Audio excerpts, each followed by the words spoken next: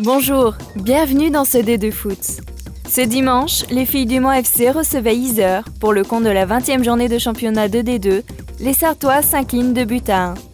Malgré une forte domination mancelle en première période, c'est bien les Yzeuriennes qui ouvriront la marque à la 27e minute de jeu par Océane Tronin. Une minute plus tard, Yzeure doublera le score par Alison Blais.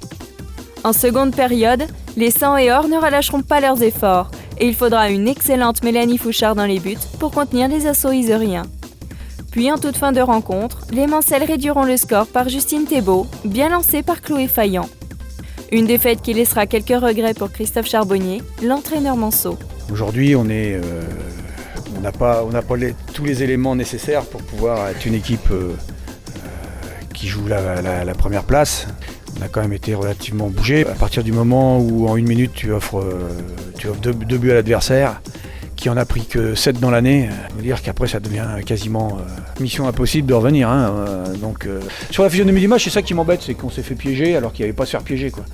On pouvait très bien maîtriser le match sans prendre trop de risques. En plus, c'est nous qui avons quasiment les premières opportunités au début du match. C'est quand même un secteur où elles, dès qu'ils en ont eu une, même si c'était un cadeau, c'était au fond. Je veux dire.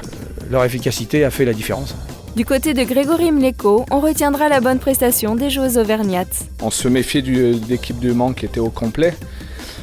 À la mi-temps, je pense qu'on aurait pu marquer un troisième. La gardienne a fait 2 arrêts décisifs, on va dire, parce que quand on rentre à 2-0 à la mi-temps et 3-0, c'est plus le même match. C'est jamais fini, on l'a déjà vécu nous à l'extérieur cette année, où on perdait 2-0, mais on a été capable de revenir et égaliser. Et on leur a dit de continuer à maîtriser, surtout les 20 premières minutes de la deuxième mi-temps, parce qu'on s'attendait encore plus à un duel au niveau athlétique, au niveau des duels. Et les filles ont très très bien géré ça. Et bonne fin de championnat au Mans. Dans les autres rencontres de ce groupe B, Angers s'impose à Tours 4-1. Condé cartonne face à Orvault 5-2. La Roche-sur-Yon l'emporte sur Blanquefort 2-0. Val d'Orge-Rouen 3-2. Quimper-Bassin-Malo 2-0. Au classement, La Roche-sur-Yon reste leader avec 1 point d'avance sur Yzeure. Les Mancelles, 4e, se déplaceront à Orvault dans 3 semaines.